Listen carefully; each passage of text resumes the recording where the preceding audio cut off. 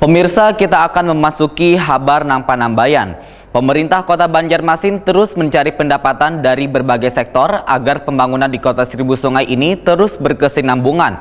Salah satu pendapatan yang disasar adalah retribusi ratik rumah tangga yang ditarget sebanyak 14 miliar rupiah pada tahun 2019 mendatang.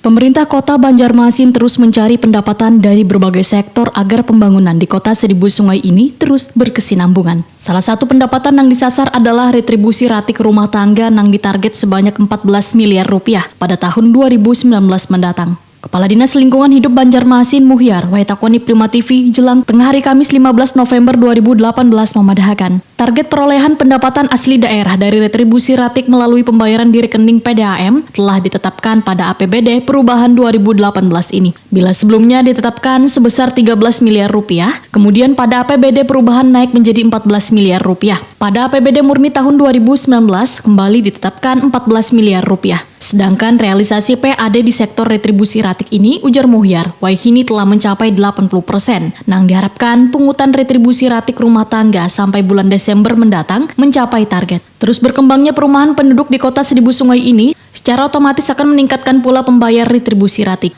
Muhyar mengakui ada sebagian PAD yang didapat dari tempat pembuangan akhir basirih. Namun dari hasil pungutan armada swasta yang langsung membuang ratik ke TPA tersebut, sebuah truknya hanya dipungut Rp10.000, itu pun kada saban hari. 13. Kemarin 2018 kan 13.